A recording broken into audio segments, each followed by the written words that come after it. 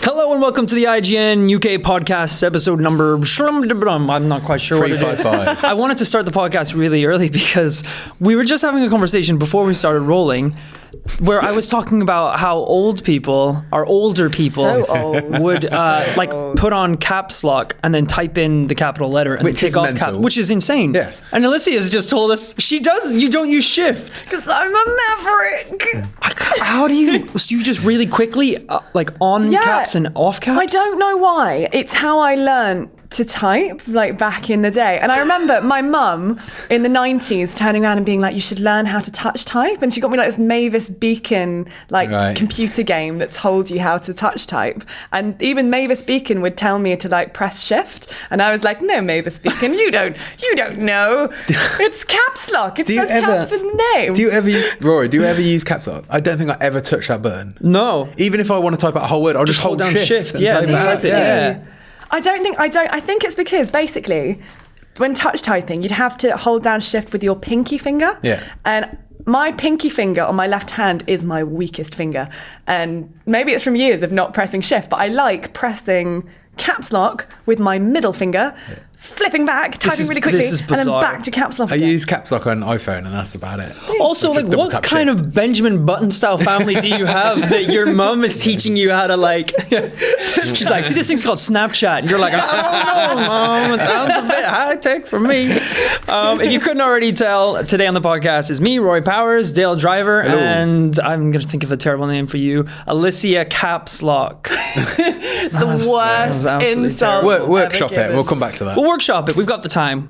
So first up on the running order is a very exciting game that I actually didn't get the chance to play, but you guys got the chance to play it. That's right. I can't wait to hear all about it because I love VR. So sell it to me. So we got to play Star Trek VR. Yeah, right. We did. Bridge Crew. Bridge Crew, yes. That's the full term. The official name. And I thought it was absolutely brilliant.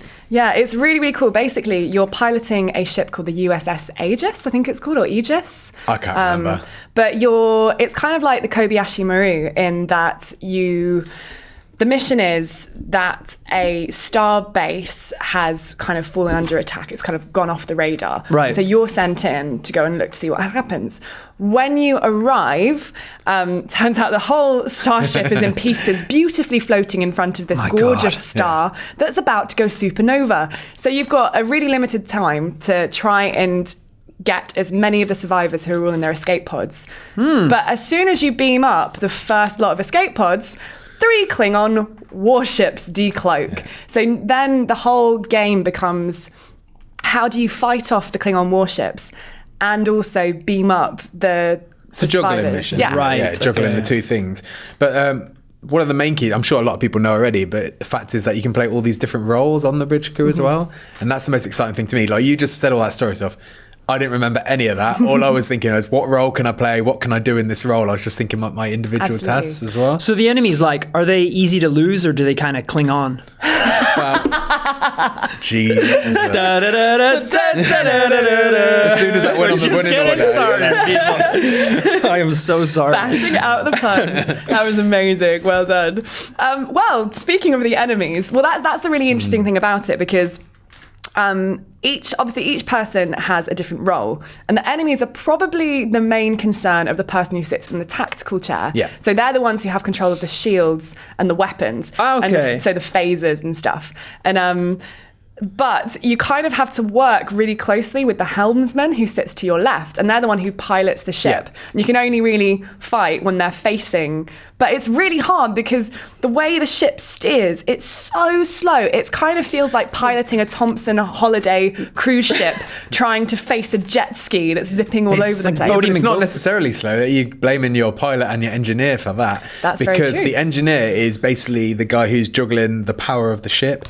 He's juggling where, how much power do we put into our weapons? How much power do we put into our engines? Yeah. And if you've got full power in your engines and your pilot's a good pilot, it's relatively nippy. But obviously when you're in a battle situation, you need your shields up. Yeah. So your power has to come down, and your speed has to come down. And then, manoeuvring then is quite tricky. It's like a massive tank. And what role did you enjoy the most? What did you find? So I really enjoyed tactical. I genuinely did, because there's something really cool about going fire everything and hitting like. Oh, you gotta be full, role playing mode. Absolutely. We were. You guys got shirts, right? You got Oh, we didn't bring uniforms? our t-shirts in. That's all right. It's fine. The generic Star Wars. It is an audio medium, so I think we're all right. Visual gags. Yeah, and completely. Like when I was on the engineer thing, and there's a bit where you power up the transporter and you're beaming people up, and it's impossible to not say beam me up, Scotty, as you're doing it and stuff. I'm giving it all I've got, captains, on the tip of my tongue every single time. So good. I know I want to be the captain so I could talk like Zap Brannigan. That would be amazing. So sit there in a very short, revealing uniform. At these events, they're not usually like one of the PR people plays the captain. Right. But we managed to wingle them to let Alicia have a go at being a captain, so she can tell us all about that. Yeah, well, so it was really hard though, because part of the reason why they weren't offering most people the opportunity to demo the captain is because actually haven't got what it takes. Bunch of scrubs. Well, basically, this is the demo they did at E3, and the person who sat in the captain's chair was always the PR and so actually they've not really built all the capabilities that you'll have as captain. So the whole point of captain as a role is you hold the vital pieces of information that will help the other three people do their jobs. So you can see every aspect of information on the ship, how strong the shields are, where the enemies are, all that kind of stuff. And you can flick the information out onto the screen so people can see. I didn't even know you could do that. Yeah, so I was busy putting information up for you guys. But really, awesome. But to be honest, really, the only thing that I had at the time when I played it was the big red alert button, sending it to red alert, which was so much fun to press. But apart from that, they hadn't really built all of the UI yet for it. It's in a really early stage. But I think the thing that I really, really liked about Bridge Crew is that we're in this stage with VR where I think it was Zuckerberg back in 2014 when Facebook first acquired Oculus for, I think it was something like 2 billion. It was or something obscene. ridiculous. Extortionate amount. It was extortionate. But he turned around and said the future of VR is social. And that was at a time where a lot of the VR experiences that we're having are very singular, job simulator. It's very much you and isolated. And I think Bridge Crew is proof of actually how far reaching that is. It feels like couch gaming. Yeah. Because when you look over, there was a point, Dale, where I was sat behind you, I was the engineer, and you were in front of me, and I think you were... I was a tactical. You were on tactical. Yeah. And I could see you bending over the console, you physically, I could see your avatar move over as you were examining, and you were examining every inch of the console. And then the guy to your left, who was the helmsman, there was a point where we got really badly hit, and he threw both arms up in the air, and his avatar goes this kind of, and that was amazing to really physically see emotion in a virtual space. What boosted that as well was they arranged our chairs in the exact formation you're actually on the crew. Yeah. There was one bit with the PR guy who was on, he was the pilot, and I reached out my hand and was making a joke to hold my hand, and he reached out his hand as well, and our hands in real life actually collided, and we were touch, and it was so weird because you've got the Oculus Touch controllers, so they're magnetized, and you just felt them sort of click together. We had this real moment where Careless Whisper was going to kick on. It's the first experience of virtual reality love just happened right there. That was really surreal, and moments where you could hear the captain talking, you could turn around over your shoulder and you see the captain there, and then you start waving at him, and you could go the video can't see it, but you could crunch, use your crunch your fingers. In fairness, we were playing it in a really unusual environment. The majority of people who get this game, they'll probably play it online, I'd imagine. Online, on their on their own, so their friends will be in another part of the UK or even the world. But then that was something that I was thinking that's really interesting. Obviously, we were playing it as friends and stuff, and there's something really nice about yelling at each other and stuff. And the whole point of the game is teamwork. But a lot of people who play this, you might not have 3 other friends who all have headsets. Headsets are quite expensive. Yeah. So are you going to play with strangers? And it's a game that I cannot imagine playing with a stranger online, because when you play Call of Duty with strangers online, that's fine, because you can essentially play individually in a team, but individually you can still win the game. Yeah, that you can't carry other players. Absolutely. Whereas with Bridge Crew, you have to talk to each other. You have to work together. Absolutely. I don't think you can play that game unless you're hugely experienced at it and you can predict it all without communicating with each other. It'd be almost impossible. I think that's the problem that this game is going to have. I definitely like the use of social space in VR is really interesting. And I think the more popular these headsets are going to be, the more social space based games are going to be released. For example, you know, because obviously the huge barrier that everyone's trying to get past in the moment is movement. You know, you can't move really at all. So, you know, how do you map movement with multiple players in a social space? Or how do you create a game in a social space where you don't move? But I think simplicity is going to be the best way around that. Yeah. Like imagine games where you're just like in a supermarket and the goal is to like pick up cans of food and like throw them at your friends. That's every VR game ever at the moment. Exactly. Pick up objects and throw them. Which, you know, it sounds incredibly basic, but if like 3 of your closest friends were like in that supermarket with you and you're all throwing cans of food at each other, that's a fun game. That's hilarious. Absolutely. I think that'd be really funny. What? Any negatives? Because I have one, and that's I think the engineer. It wasn't real, damn it. That's I think the engineer role is severely lacking. Right. And that's because you're essentially just juggling the numbers. You're like, well, put power up in the shields, power down on the engines. You're just moving these numbers down. You can't actually see the full screen. And there's buttons to look outside the ship, but you can't see the front screen like the tactical guy and the pilot and the captain can. And I felt like a lot of times I'm just waiting for my next order just to move some numbers up and down. Yeah, like that's my kind of worry when I heard about the premise as well, because we had this sort of experience when we played Sea of Thieves at Gamescom, which is like, I'm sure you guys know a lot about it. Really cool game, very stylized pirate game. Yeah, I'm talking to the audience. Jesus, Dale, be self-aware. But you know, it's fun at certain points, but different roles, you know, aren't as enjoyable as other ones. For example, they were like, who wants to steer the ship? And I was like, oh, me, this is going to be amazing. But of course, as soon as they drop the sails, I can't even see where we're going. So we just have to get someone to stand and be like, all right, go a little bit right, go a little bit left. And the reality of that role is actually quite boring. I mean, yeah, a lot of the roles in Star Trek Bridge Crew are like that. Like you still rely on other people's information, but you feel more engaged with it. Like especially on the pilot role, you've got this big mechanical like warp speed like control as well. Yeah. And then you're controlling like a sort of on-screen analog stick for piloting the ship and stuff.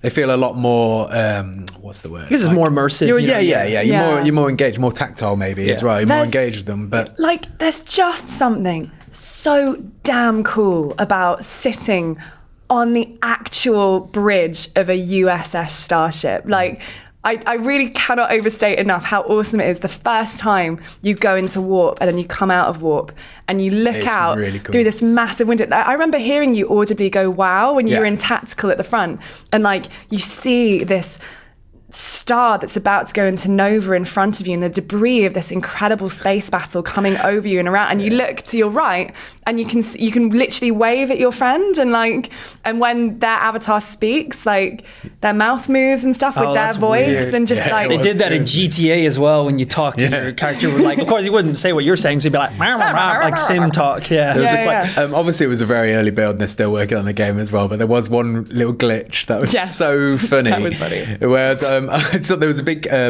button, or what would you call it, a handle I suppose, in the middle, and I just went, Captain, what does this do? And I leaned at my arm and everyone could see my arm, and it went on like Stretch Armstrong, went about like 7 foot long. It was a proper Mr. Fantastic straight up like Michael Jordan, like half court dunking it. Like. And obviously, you know, that won't be in the final game. It was just a temporary glitch. It was a DLC maybe. It was so funny. Like it was my highlight of the day. There's like a whole future in a channel that's just virtual reality glitches. Like that would just be, it's got to be like the funniest things, like people's heads like twisting around and like arms flailing about. It's going to be so great. It's good fun. It's so good. Yeah, well, speaking about technology in the future that we're also excited about, the Nintendo Switch. We actually, this came out on Thursday when everything was dropped. But Joe gave a big exposition as to why we did not talk about it in the podcast. So what are your initial thoughts, guys, on the Nintendo Switch? I am sold. I am clearly Mr. Positive today. Yeah. But I am not a huge Nintendo fan, as long-time listeners might know. But I feel like I'm back in. I haven't been, like, the GameCube was the last one I truly cared about. Like, I had a Wii, but I wasn't really into it that much. But I feel like I'm back in now. This looks cool. It was really funny because they dropped this like announcement trailer on the same day as Red Dead. Yeah. And everyone was going like, oh, such a Nintendo, you fool. Like, what, you're going to be overshadowed completely. But the Red Dead trailer was garbage trash. It was terrible. It was so boring. I mean, like, it looked great, but I don't give a shit. It literally told you nothing. Yeah. It told absolutely. you nothing. I mean, it was the definition of a teaser trailer. Yeah. For so much hype to come along with it as well, and then to just drop like it wasn't 30 promoted as a seconds teaser trailer, was it? Wasn't it just we're showing a trailer? Like if they'd have said we've got a teaser coming, or they'd have just dropped it, wouldn't have been as bad. But I felt like there was 2 or 3 days of build up for it, and then it was after the Switch 3-minute reveal. But that's it. Like I felt like the Switch commercial, which was, they executed it really perfectly because it told you so much about the console without actually giving any specifics away. And as we heard, I think it was this morning, that we're not actually going to hear any more specifics until the 12th of January, which is where they're doing their next big announcement. I'm fine with that. Yeah. I don't think we really need to know that much It's more not at that this far point. off at all, is it? It's what, 6 months? It's just Not even around the that. corner. Yeah, 5 months away. You know, we've had a couple of hints, like the Nintendo president said that we potentially might be getting a few more, he called them accessories, but they don't even sound necessarily like accessories. So the 2 detachable controllers. Joy-Cons. The Joy-Cons. Yeah. You have all the lingo. Yeah. Such a cool, such cool. Such a Nintendo name. Such a Nintendo Totally thing. Nintendo. Controllers of joy! But apparently these controllers can be swapped out potentially for other controllers, or we don't know that for certain. That's basically what the Nintendo president hinted this morning. But that'll be really interesting to see what else is revealed in January. There's a ton of stuff that, like, this has all been on the internet, people speculating. There's a ton of stuff that Nintendo has patented when they were patenting stuff for the NX that wasn't included, like in the actual packaging. Yeah, that's so true. It's like 2 of them was a distance measuring sensor and also a projector, like built into the console. And this was patented alongside a diagram where it was showing, it was like the demo of a baseball game. And the idea was that a baseball was being projected into a player's hand on the side of the console, and then through measuring the distance and using the projector, the player could then throw the ball back into the game. That's not gonna happen. Again, like, these companies patent a lot of ideas that never come to fruition. But literally just that's insane. That's awesome. I mean, like, if anyone's going to do something like this, it's going to be Nintendo. I mean, that's a total gimmick, like an utter gimmick. Absolutely, but that's the Wii was an absolute gimmick. Like, but the first time we did it'd be awesome. What do you think you could? What would you think of, like, for these little accessories on the side? Like, what would you do? What would be amazing to have? What could you think of any ideas? That's the thing. I was trying to think the other day, and I was like, what would it actually do? And I was like, thinking of like the fishing ones? rod thing. You know what? Oh yeah. Was it the Saturn, or I can't remember what it was on there, or the Dreamcast maybe, and it had like the little fishing rod joystick or something. I don't know. Well, there was also at one point, I think it was Elite's patent for, do you remember this? It was like a magnet style controller. It was shaped like a U, and everyone was like, oh no, that's definitely not real. And then in demos of the Breath of the Wild, Link at one point uses a tool that's shaped like a giant magnet to lift things. So then everyone was like, it's confirmed! And, you know, the internet going crazy. But obviously that's not part of the Switch, but maybe that's, you know, the 2 bits that like lock on, and then you can use... What about if you had like scoping? 2 sort of mini steering wheel attachments on the side for Mario Kart or something like that? Cool. I think that could work. Yeah. With like maybe paddles underneath or something like that. Yeah, because I think there are paddles that kind of maybe lock those side controllers into place. Alternatively, like a cup holder and like a little snack like thing, just like gaming, and then have a little drink. My favourite little touch in the whole thing was the kickstand. Yeah. And that seems silly to say, but I look at that and I think that is going to help me play this thing so much more. Absolutely. That's when he's on the flight, right? And he sets it down and has just the 2 controllers in his hand. You can take controllers in your hand and you can play it like a console, but on a flight. Like the amount of times I've been on a flight and I've took my Vita or something like that and I'm hunched over. Yeah. And after a while, like you don't want to hold it anymore. And I mean, that's not a innovation unique to Nintendo. Gaming tablets, like there's loads of Android gaming tablets and stuff you can get for mobile gaming that come with kind of kickstands and stuff. Yeah. But you're right, it absolutely is. Like that was the thing that I think we were probably most excited about, in that we often travel for our jobs, and when you're sat there on the plane, it's really, really nice to be able to actually game comfortably. Yeah, totally, yeah. And for like big titles as well, because that's something that was also announced, is not only a huge amount of third party developer support, but also the fact that it's going to support the Unreal Engine Unreal Engine 4, which is a huge deal. You know, there's so many games. If I have to sit down and watch one more YouTube video of someone who's remade Ocarina of Time using the Unreal Engine, I'm going to go crazy. Because it looks beautiful and I want it in my life. What? So just pay that guy on the internet to make it for me, please. What do you think the battery life's going to be on this thing? Well, that's the thing. That's what's not been told. And That's the biggest worry, I think. Yeah. I mean, did you guys use a lot of the Wii U at all? Not really. No. So I feel not like really. this is essentially trying to do what the Wii U wanted to do, which is have like a portable console and a home console. Obviously, it didn't quite work because it has to be in function with the actual device. And the gamepad's garbage. The gamepad was not that great, and its battery life was, I think, like mine after a while of using it was down to like 2.5, 3 hours. Wow, that's nothing. Which is not a lot. Imagine if Obviously, you've got a 10-hour flight. yeah. and then you're thinking about like how the controllers are going to be connected by, I guess, via Bluetooth, if that's going to have an effect on the Yeah. battery. But then they'll need to be charged as well then. Well, yeah, and that's but what- also we've come a long way since, you know, the Wii U in terms of like Yeah. battery, because it's like smartphone and tablet batteries have come along. but they're like, not a lot. processing 3D engines like the entire Not to time. the extent, not to the extent. And I guess the thing is with the Wii U, it's designed to be a home console. This is a home handheld hybrid, and therefore it needs to be way more portable than the Wii U ever was, and the battery life needs to be way better. I think it's going to be tough, but I think the kind of unanimous view is that if they can pull it off, it'll be something really special. could be a It'll big something game changer. because it's in a position where it's not competing with Xbox One and PS4 anymore. It's its own thing. Yeah. Like I would happily own one of those consoles and my Nintendo Switch for completely different scenarios. And imagine that's what Nintendo thinks for hardcore gamers anyway. Like they're obviously trying to get a more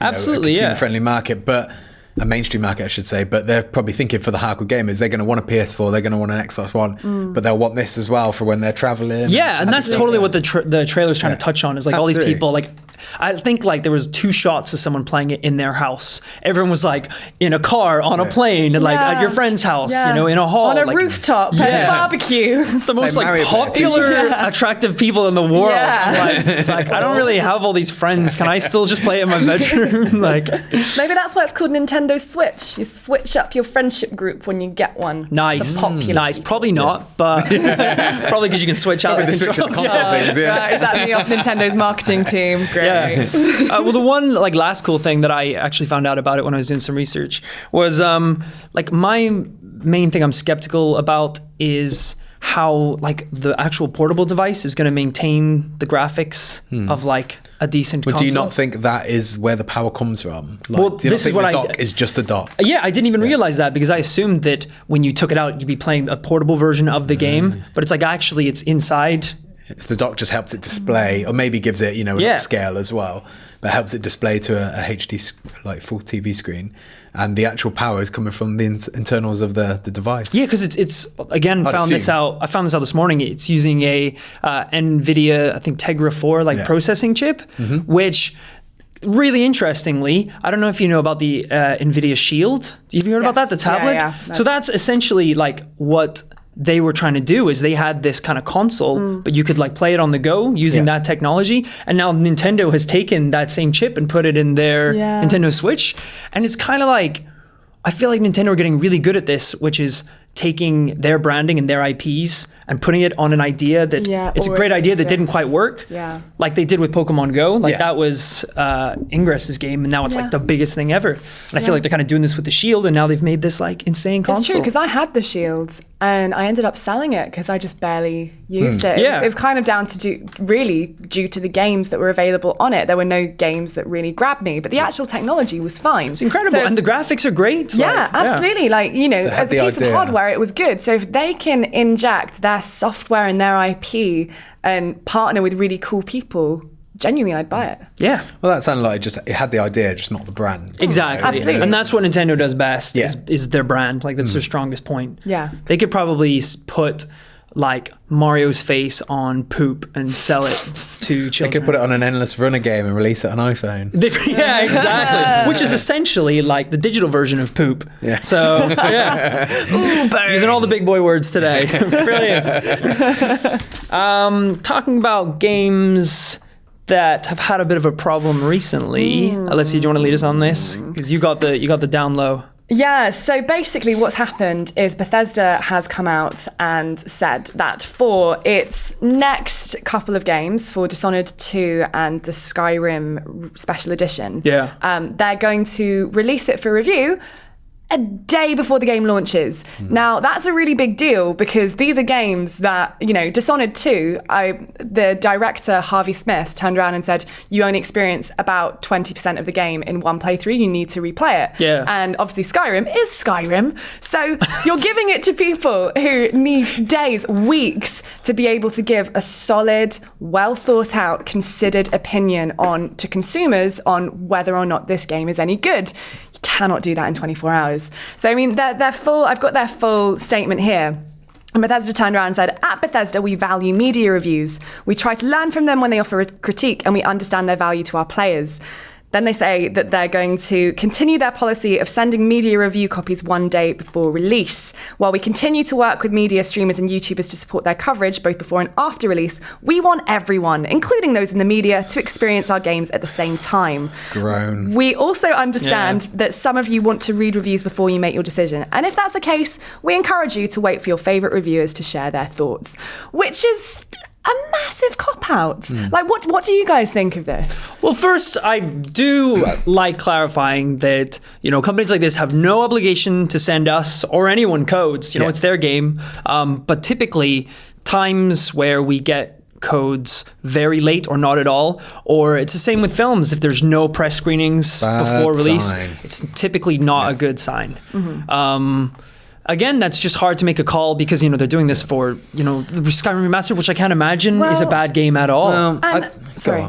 Well, and also with this, you know, they did the same for Doom. So they're saying we're continuing with our policy because they did it with Doom and they released it. It's a good game. It was really critically well acclaimed. So it's not, I don't think this is a stand on quality. This is a stand on the way the industry runs. This is kind of a step change in how the relationship between publisher, media and consumer works. I think they're trying to subvert that. And I don't think they're subverting it for the better, not just from a media perspective of, you know, this is bad for us because obviously we can't set the review out. It's really bad for the consumer because the whole reason that we get games early and then there's an embargo date and at midnight on X date, every media site or YouTuber uploads their review. That's because, like, it means there's not a Scrabble. Like now, because we've only got 24 hours to review it, rather than it becoming a considered well-informed piece, everyone's scrabbling to be the first, because we do, at the end of the day, clicks are really important to our business. And you want to be the first because that, in terms of SEO, gets you on the Google rankings higher. So suddenly you might have media outlets that are rushing to get their reviews up, not necessarily having as well-rounded opinions as they would have had weeks before. That's really bad for the consumer. That's bad for the media. And that's also bad for the publisher whose game is not perhaps getting the consideration that it deserves. I think it's a good business decision for Bethesda.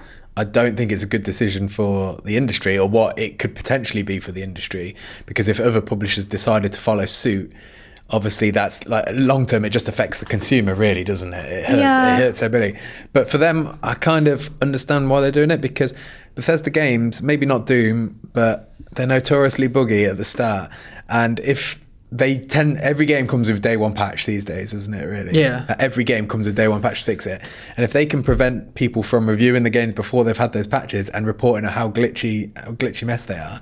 But then I think when I've reviewed games in the past and it's been glitchy pre-release, I bear that in mind in my review. Everyone kind of... Like, I think you give it a sense of leeway. And I think, you know, we're games critics, but we're fair. Like, we equally want... When I review a game, I want to celebrate it. I don't want to rip it to pieces unfairly. But there's like the PS3 version of Skyrim, I think, or Fallout 3 as well, was so broken. Like, I think it was Fallout 3 especially. Like, they had to immediately push out patches because it was so broken. But then for instance, I did 2 hours playing the Clockwork Mansion level of Dishonored 2, which is one of the games that is only being released before. And it was pretty dead on. Yeah. Like, there was a couple of glitches. There was 2 that I could think of that really stood out. But again, I forgave it for those glitches because I was playing it probably about 3 weeks ago. It doesn't launch for like another few weeks. So that's fine. The game is... I'm excited to play it. I genuinely think it's going to be really good. It's already in a fairly fit state. Right. I don't think it's anything to do with the publisher wanting to protect its IP. So what do you think their real reason is? Forget the bullshit PR reason. What's their real reason? It's really hard to say. I think that there's a lot of criticism that's being lobbied at us as a medium in terms of a conversation that can be had about ethics. We've had it over the last few years since the kind of like the Gamergate scandal. And I feel that as an industry, we're taking massive step forwards, like things like... Well, I had to give my car back for a start. Exactly. Unbelievable. But stuff like paid for travel, kind of, review events, there's a lot more disclosure on the sort of things that media receives. And, in general, I think there's been a real crackdown on YouTubers, for instance, like PewDiePie was outed for the coverage that he did of, what was the game? The Lord of the Rings style. Oh, Shadow of Mordor. Shadow of Mordor. Yeah. All that kind of stuff. Like, people are really cracking down on it. And I guess it's potentially a symptom of that, of basically off the side of that, publishers are becoming stronger and stronger. And we're finding that publishers are increasingly wanting to control the media message in terms of their game. So what I find really frustrating in particular about this statement is they turn around and they say, we will continue to work with media streamers and YouTubers to support their coverage both before and after release. And what that's saying, and the bottom line is, we'd still like you to do like previews and really nice, so I've literally just done an Everything You Need to Know About Dishonored 2 that's going live, tomorrow, but the day that this podcast is going up. Spent ages on that, really excited for it. And I know that Bethesda completely supports the idea of doing it. We've, done it obviously very completely independently, but Bethesda's happy for us to do it. And so I just think it's really two-faced to turn around. They want to have the cake and eat it. Yeah, exactly. To have everything, you're not supporting us by turning around and stripping the reviews. I don't know. I just think it's I guess if you do look at it from their point of view, they don't really have much to gain.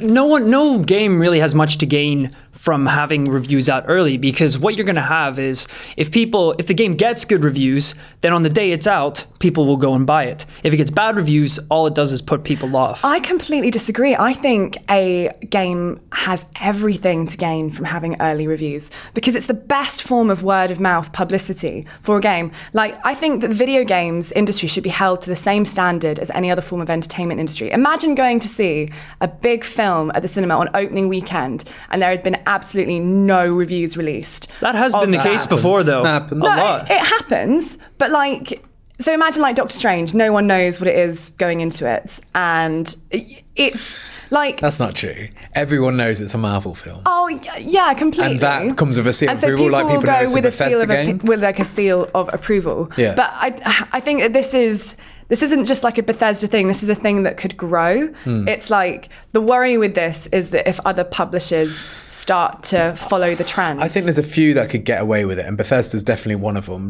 They are going to sell the next Fallout or the next Elder Scrolls game, regardless if they're getting day one reviews or not, because they've got such a big fan base for their franchises.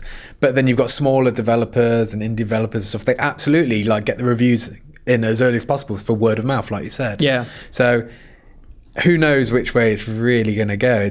I'd be interested to see down the line, if other publishers follow suit, or they all decide to, Bethesda are doing their own thing. Yeah, I just think, particularly for something like Bethesda, where, so for instance, you can pre-order and there's if you pre-order, you get a special bonus where you can play the game a day early before it's released. Yeah. And I think that in itself is very inconsistent with the policy that it's outlined in this statement, where it's that we want everyone to play it at the same time. You don't, because in your encouraging pre-order bonus, you said people can play it a day early. That statement was never even slightly true. That's just a justification. I'm fairly sure as well that they've given codes to quote unquote influencers to play as long as they don't review it. They have. Eurogamer was reporting today that they have already given Skyrim remastered codes to influencers, which is... And I think it's because these are people who are not going to be talking critically about the game. Exactly. They are... It's at the end of the day, I think that what this is an example of and why this is bad... Does it suck, people? Does it suck? It really sucks. It must really suck. Yeah. It really sucks, because publishers at the end of the day are trying to gain massive power and influence over a voice that should be the media voice, which should at the end of the day be incredibly uncorrupted and separate from any of that. And it's that whole kind of thing of we're holding the power, we're holding the keys to the kingdom. We're not working in partner with you. We're it's just bad.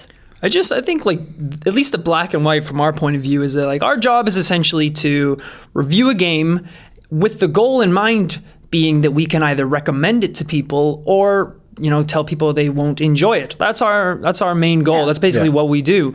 And this just makes it harder to do so. Yeah. And I just feel bad for the people who have pre-ordered or are going to be picking it up on day one, hopeful without, any warning as to the mainly problems. affects the people who are undecided on day one as well, and they want to see. But then now if they wanted to buy it, they got to take a gamble or they got to wait for the review. And I would encourage our listeners to not pre-order.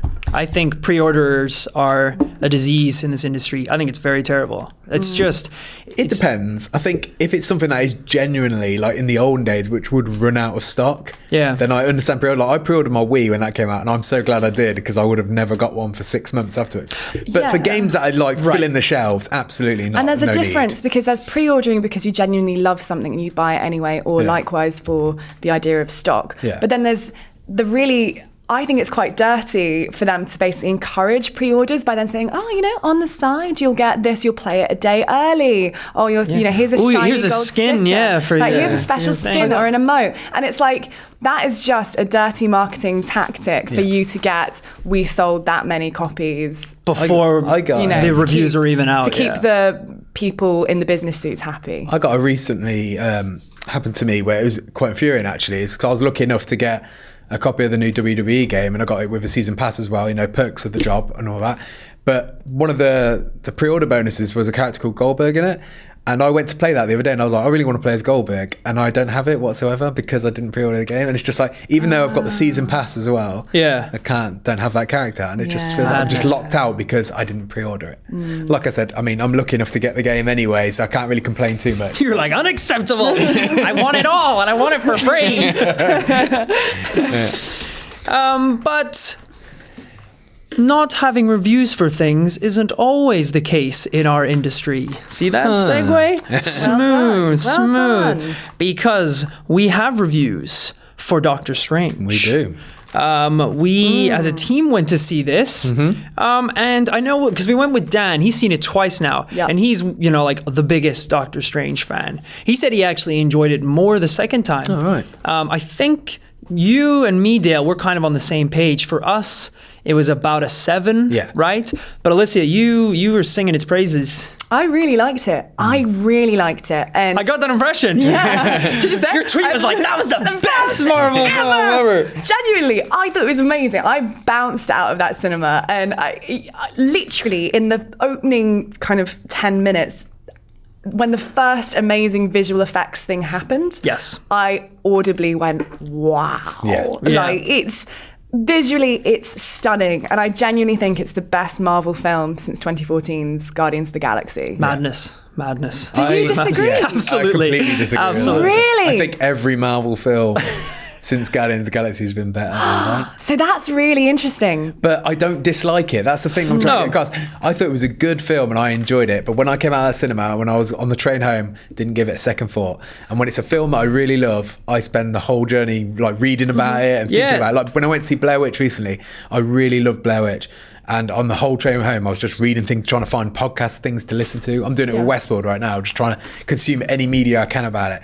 And Doctor Strange, I was like, yeah, that was cool. I'm going home now. Well, that's kind of my rule when I go see movies is if I'm still having thoughts about it the next morning, then that's the sign that it was a really good movie. Absolutely. The morning after seeing Doctor Strange, I could remember that I went to the movies the night before, but I couldn't remember what I'd gone to see. That's interesting. And I think that sums up the experience for me because I'm a huge, like in my spare time, I'm a huge like visual effects nerd. I love visual effects. It's like a secret passion. So I can honestly say I think that was the most visually impressive movie I've ever seen in my life on a technical level. Barring one ropey bit, but there's there's a couple. There's one bit with Mads Mikkelsen. There's a CG version of him, and it looked really ropey. But apart from that, like all the Inception style buildings and the kaleidoscope sort of effects stuff, that was incredible. Absolutely, it was like Inception mixed with the kaleidoscope mixed with Escher. Like it was just stunning. The way the buildings folded into each other in like a mesh of concrete and steel. It was gorgeous. I thought I was going to have a panic attack at the render times it would take for some of those scenes. You're just thinking about what goes into it. I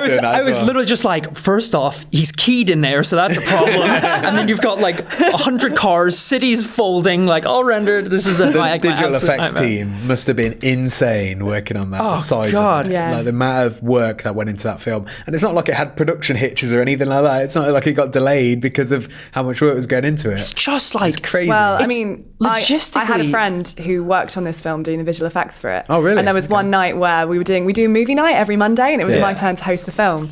And I got a text from him at about 4:30 being like, Alicia, I don't think I'm going to make it. And he basically gave me updates, and he was working on Doctor Strange. And I don't know what scene it is, but basically the studio had a complete change of mind with how they wanted it presented.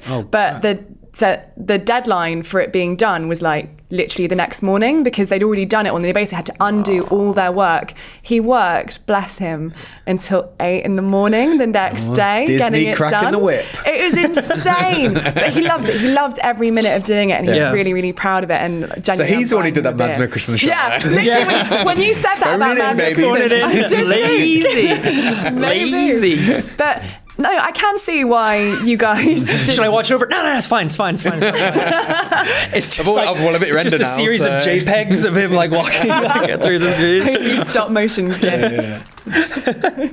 I just like I think that really speaks for the movie. The fact that the visual effects are impressive enough for me to recommend it to my friends and family, even though I thought the general story was relatively mediocre. Like that really speaks for the visual effects in that movie. Absolutely. Also, something I want to point out, me and Dan this week have been working on a couple of videos for Doctor Strange, and if you've seen the film, you should totally recommend checking these out, because we did an Easter eggs one with like 13 things we spotted. Yeah, they're and really I good. don't want to reveal any of them, obviously, No. because if you haven't seen the film, but Some of them are very cool. absolutely Like, really cool. recommend checking that video out on IGN, and yeah, I really enjoyed making that as well, so... Definitely. I mean, so in defense of the movie, like I completely agree that the core story arc is the same superhero origin story that we've seen, but in terms of structure. But what I really like about Doctor Strange is that it flips certain things that you come to expect from a Marvel movie, which I don't normally like. I'm not massively a fan normally of Marvel movies. And one of the key things that I really like about this is the origin story isn't I fell into a vat of radioactive waste and now I can punch concrete a lot harder than I could before. It's an did idea. Oh, Radioactive Man. Radioactive Man. The goggles. Concrete puncher. But the idea is study. So there's this point where he's asked, how did you become an amazing neurosurgeon? And he goes, well, study. And then there's this kind of look, and then it goes into a montage of him just studying to become this superhero. And I really like that. You and me have very different Of course definitions you of what do. is entertaining. No, Of course you like it's that. done in an interesting way. It's done in a genuinely interesting So way. it's got magic and it's got studying. Yeah. Sounds like Harry Potter to me. My favourite thing. But no, Benedict Cumberbatch is a wizard. but genuinely, like, Goes to but magic he school. literally is. It's kind of like a form of magic. They talk Well, about spells, casting yeah. spells. It absolutely is. But I'm, completely spoiler free. There's points in it where intense problems aren't solved by punching or bombast. They're solved by wit. But that's all I know, damn it. I'm just a man. Let me Hit destroy first, the- think second, Rory Powers. But I really like that. I like the idea I that, can appreciate that, yeah. the Marvel structure is being subverted by wit and by this kind of, by thinking around problems in a interesting, clever way. Yeah. And like it has the Marvel framework, and there are weaknesses. I think that Rachel McAdams' character is criminally underplayed and that she doesn't really have Also, a very explained role. very forgiving. as Very well. forgiving, Incredibly absolutely. And there are moments like that because they're trying to cram this idea of you can bend time and space and all this kind of stuff.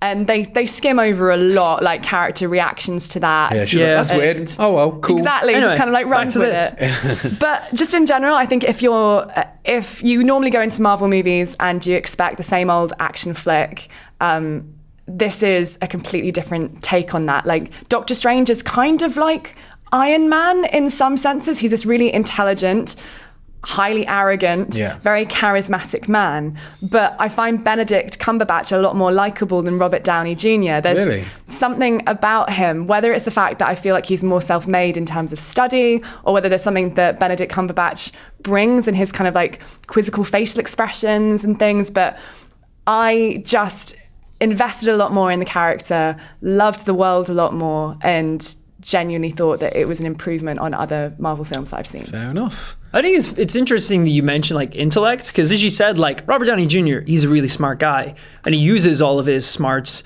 to build guns so he can, shoot and blow stuff up. And then you have like, Bruce Banner, who's a doctor, and he is smart, but he just turns green and punches things. And I do get the benefit of having, a character whose, main power is his intellect and his wit. And that's how he deals with a lot of the problems in the movie. It's not through him being stronger. It's through like using his environment and his abilities. Absolutely. To kind of best his enemies. And a fiery orange whip.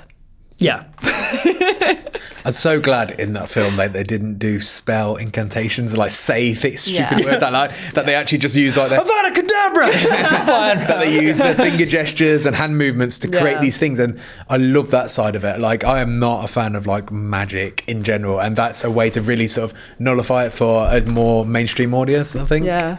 I'm really looking forward to going for drinks with you one day, and one of those street magicians coming up to the table and being like, all right, mate. I'm the guy who's watching everything he does and trying to spot the flaws and point him out to everybody to make him feel embarrassed and small.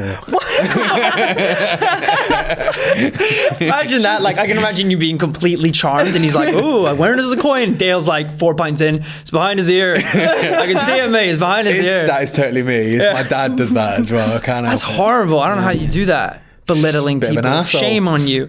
I think, though, if you're a fan of Doctor Strange, it's definitely worth going to see. I think it's getting reviews around the 7s and 8s, I believe. What did we give it? Can you remember? We gave it a 7.7 or 7.8, something along those lines. Well, I know that it's 98% on Rotten Tomatoes at the moment. Really? It's really, really high. It's only just opened in the UK. It's not even open in US anymore. Oh yeah, it's not even out in the US. No, absolutely. But as a like first litmus test, it's all right. I think it's a good film and it will go down well. But in 5 years' time, no one will be talking about how amazing Doctor Strange was. That's my personal opinion. Civil War. Oh, damn. No, I completely disagree. Have you seen Civil War? I didn't like Civil War. That's with you. That's not even an opinion. This is what I mean. That's an objective. No, this is exactly what I mean. That people like me who, I say I didn't like Civil War. That's actually not fair.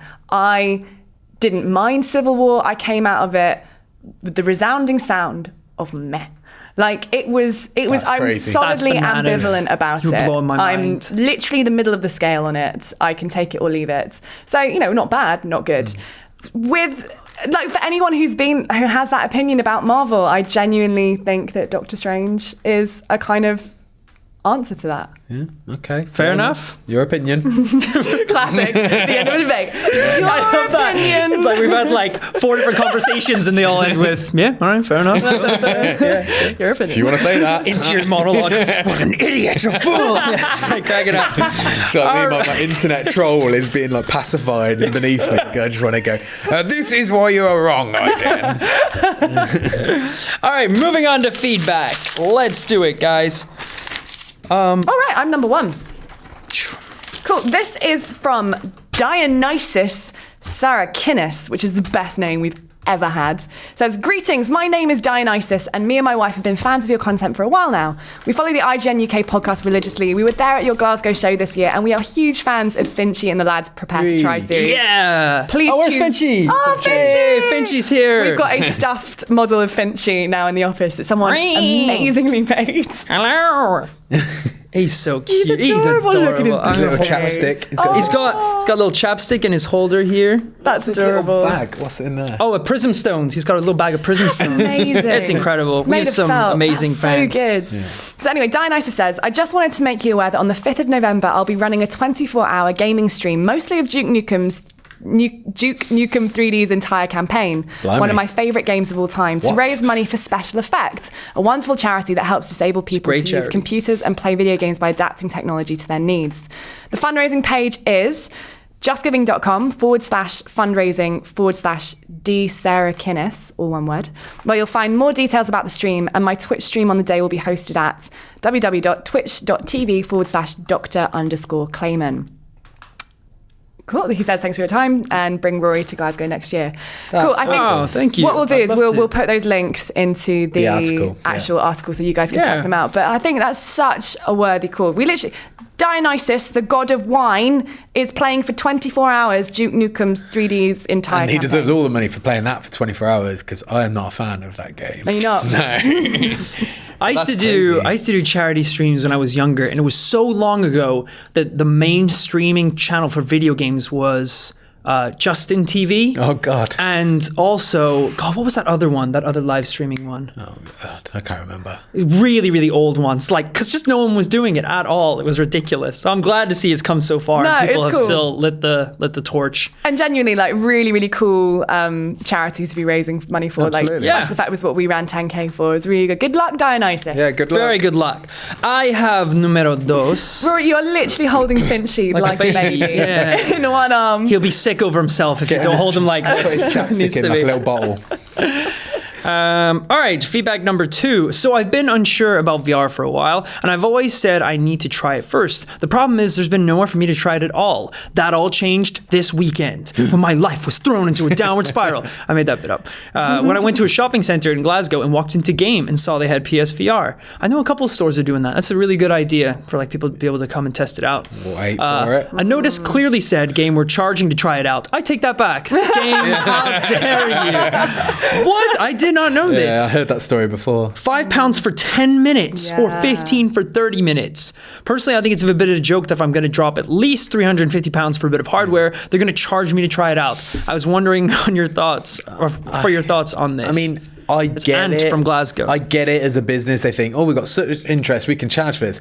But it's such a disloyal thing to do for your loyal customers. It's terrible. You know, like, it's where you've got these customers come in, and if you go to Game, there's a good chance you go there repeatedly and spend hundreds of pounds over the year. Yeah. And then to treat their customers like that by trying to monetize their experience when they're trying to sell them a product, I think it's not. It's like, when you go into the stores and they have the stalls where you can like play a little demo of a game or something, or they have the 3DSs you can play on. Imagine like having to put coins in a slot to have a go on that. It's totally They must have just counterintuitive. seen they put the option out for people to do it and saw the interest level and think that we can monetize this. They're just trying to nickel and dime everybody. I think and it's just not cool. The price tag, £15 for 30 minutes. Would you think it's cool if it was £5 for 30 minutes? I mean, it's a principle thing as absolutely. well.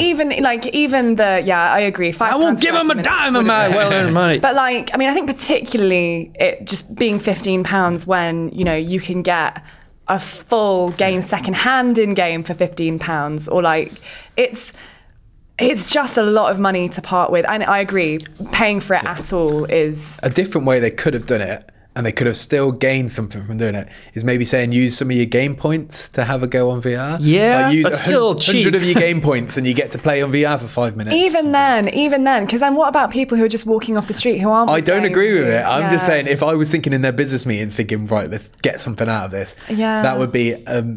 I don't know what they were expecting, whether maybe they thought that, it's VR, so many people don't get the opportunity to have it, that if they did it for free, they just have people all over the place coming in and crowding up the store. But then surely that's a good thing. You'd have people, But would people be buying it? I suppose they're probably thinking. Just going for I suppose they're thinking that, if people are going to pay to experience it, there's a good chance they're going to buy it anyway. But then equally, I agree. So my housemate works in Hotel Chocolat as a manager, and she often does these taste tests. So often, if you go into Hotel Chocolat, someone will come up to you with a tray of chocolate and offer you one. And she has a certain amount of her budget set aside to sample these chocolates to people. Yeah. And she says often people literally will come in, they'll take a sample and they'll walk out because they know that Hotel Chocolat does it. Yeah. But then sometimes, and the majority of the time, people come in, try a sample, and they'll either buy that, or just because they're in the shop, they'll look around and they might buy something on the side. It's obviously you get the idiot. Well, not the idiot. You're not an idiot at all for doing that. You're perfectly within your right. You get the people who come in and kind of take liberties. Yeah. But I just think Game would have stood to win by having people come in and try it for free and then potentially pick up a game on the side. I suppose they're looking at, would they necessarily pull people off the streets for that? Yeah, I mean, I think you totally could. Imagine if you were walking down the street having never tried VR at all before and gone, if you come in right now Yeah. into this store, you can be on a motorway firing out the window in a car chase. Well, the difference between like those examples is you're looking at a box of chocolates and a 350-pound virtual reality headset. It's like the odds of someone spontaneously picking one of those up isn't a lot. I'm not defending this. I think this is incredibly cheap. And from Glasgow, if you are thinking about picking up a VR headset and considering the PSVR, it is the cheapest one, and every games media source that I know has given it raving reviews, including us. Yeah. We really love it. So absolutely. if you want to hang on to that £5, you can do so with our guarantee that it is a if you good VR wanted headset. to try it and really stick it to the man, you could go Steal it. Do it now. You could buy it, Don't even take it think home, about try it, and then return it afterwards. Can you do that? Of course you could. Is that legal? Of course you can. They have returns Buyer's policies. Yeah. Huh. If you really want to stick it to game and get a good trial at home. I'm not suggesting you do this. I'm suggesting you buy it because it's really good. So, and if you're interested in VR, then buy it. Absolutely. But I think, they need to stop this. Yeah, that's not a good idea. No. So sorry, Ant. We do not recommend you pay money. Do not support this. Right. This is from Nathan Wallace. Oh, and you could take that £5 and give it to person Dionysus. who's doing the charity marathon. Think of every person who went in there and paid 15 quid to If try everyone VR. had put that in Dionysus's pot. And if nobody paid it, then Game would quickly stop charging it as well. Yeah, absolutely. Vote with your wallet. We can change the world, guys. Stop pre-orders. Stop paying for VR experiences. Right, so Nathan Wallace. Let me start by saying I love the podcast and all you do. It really helps me get through my long commute to work and school. Aww. Thank you. After hearing all of you talk about Black Mirror so much, I finally decided to check it out for myself. I have to say that is maybe possibly my favourite show of all time. Aww. As an American, I don't believe I would ever found it without you. Thank you for your endless hours of entertainment, and God save the Queen, or whatever you Brits say. God save the Queen. Never said that in my life. Have you never said, well, you've sung it. I have sung it. I've never said that in passing. Yes. It's like, good night, see you tomorrow, and God save the Queen. Yeah. It's never come up. It's never become a new thing. Let's make it happen. But I love Black Mirror. And I think I'm watching the last episode tonight. And apart from one episode which wasn't so great, I think it's been a fantastic series. Yeah, genuinely. I saw someone tweet the other day that they thought it had been a really weak series. What? I thought that was really interesting. How can you compare when they've only had 7 episodes? You just have like a bunch of like contrary friends who are just so into it. I actually thought it was terrible. It's like, oh, have you seen Westworld? I actually prefer the original movie. I think it's much more realistic. Well, how are you finding it? I'm loving it. I think it's brilliant. It's like, obviously you come away from each episode, I find there's like 10 minutes after where you just feel really like, my life. And you don't want to look at your phone. Except for that one episode. There's one episode which is really positive, has a nice positive ending to it. Absolutely. Yeah. But even at the end of the ones that aren't necessarily positive, the rest of 10 them, minute all of them. Yeah, exactly. But 10 minutes after, I genuinely want to dive straight back in. Yeah, it's true. It's a really, really good series. I'm really enjoying it, but I don't know that's true. I'm pretty sure you would. It's on Netflix anyway. It's Netflix paid for show now, so imagine the new series on American Netflix would have been promoted, so he probably would have come across it without us. But it's nice to know that we encouraged him to watch it as well. Yeah, definitely. No, I think it's a really, really awesome show. What do you think, Roy? Are you watching it? I am not watching it. Have you ever watched it? I've never watched it. I think it's just a bit too bleak for me. It's a bit. How do you know if you've never watched it? I've heard a lot, and all my friends from back home watch it. They're right. It is bleak. It seems pretty bleak. It is bleak. I'm very into Westworld at the minute. But Westworld is heavily sci-fi, and so is Black Mirror. Black Mirror's everything is about like either dystopian or utopian or just futures where things that we have in everyday occurrence now are magnified by 100 and then presented as part of life. Yeah. That's the story every time. It's really interesting. And I think the key thing is a lot of people think that Charlie Brooker, who wrote it, he used to be a video games journalist, but they think that Charlie Brooker is being really negative about technology and he really hates it. But actually, I was reading an interview with him the other day where he was like, I love technology. I was a video games journalist. You know, it's awesome. All of Black Mirror isn't about how terrible technology is. It's about how it can be abused by really rubbish humans. And every episode is centered around humans being just a little bit crap and using technology as a gateway to be even more crap. Yeah, they're all versions of 1984. You know? It's absolutely. just it's all taking something we do today and turning it, like putting it in the hands of monsters, he turned it into something that like essentially destroys what we know as society, really. I think it's an absolute great program. You should totally watch it. I think I probably will. Like at the minute, even like keeping up with Westworld week to week is a bit of a challenge, just because we're coming up to a bit of a busy season. So that's going to be a bit of a rush. So one show is all I can muster right now. But when Westworld is over, I will consider revisiting. If I said to you, the world. You had to either watch Black Mirror or Westworld, I'm pretty sure as a stand right now, I'd say watch Westworld as well. Really? But I love Black Mirror, but Westworld is so good. It's very good. Yeah. Well, that's the next show that we can recommend. It absolutely is. Watch Westworld. I'm pretty sure as an American, you've heard of Westworld. Yeah. You know, I'm only realizing now at the end of the podcast that I forgot to do my little Nintendo quiz. Your little console. I did see that on the running order, and I didn't want to bring it up. Do you want to throw it in? We have How long does it take? We have like 2 minutes to make the hour, and it'll take like 5. Okay, let's do it. Okay, let's do it. Late quiz, For a late treat, quiz. Getting through to the end of the podcast. Welcome to Roy Power's console quiz. All right. I like that you have a jingle. So, you may or may not know, Nintendo consoles in the past have had very interesting code names before they're released to the public. So, it's a multiple choice quiz. If you guys want to join up as a team, that's that's fine. No, versus. No? Okay, versus. Competitive always. Okay, so let's see if you know what the original code names were for these Nintendo consoles.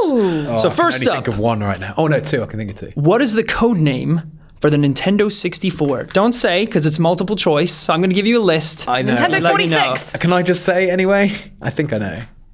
Well, do you want to hear them? Yeah, no, you got it. Can you just say I it? wanted to show off. Okay, you can buzz. Feel free to buzz at any time. Right, buzz with our names, right?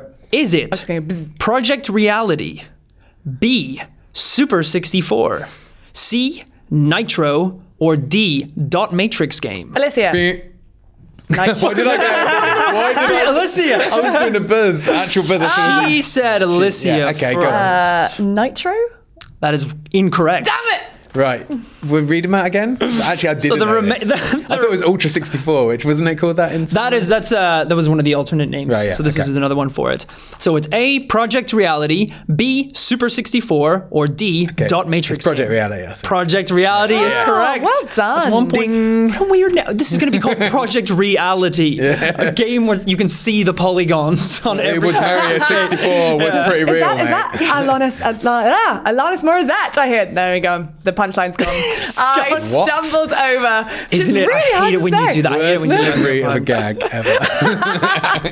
ever. Question number 2. Let's see if you can catch up, Alicia. What was the code name for the Nintendo GameCube? Dolphin. See you later. That's Made a correct. point. He stole it away from you. Oh my gosh! This is like keyword countdown all over You again. didn't even get. I made up fun with Starfish, Project Turtle, Narwhal.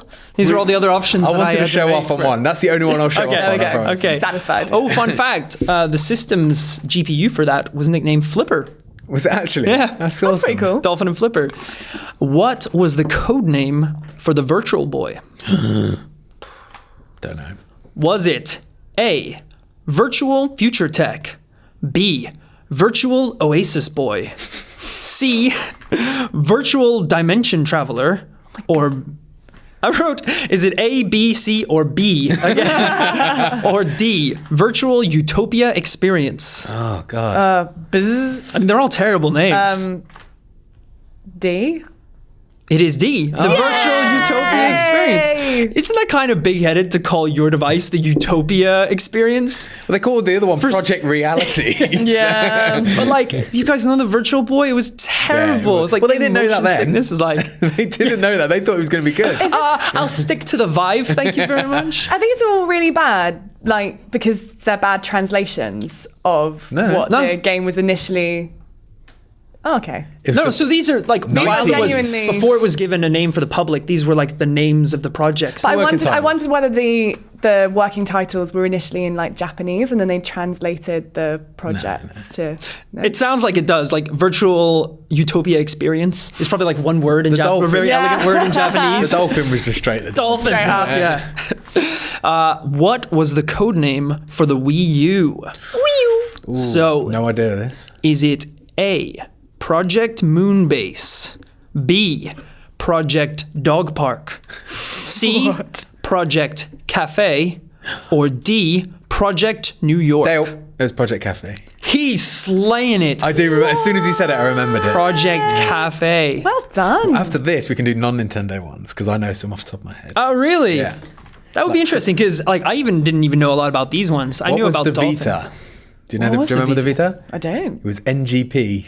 How do you remember that? That's the most quite as- non-memorable name ever. It was something game portable or something. That's what it stood for. I can't remember what it was now.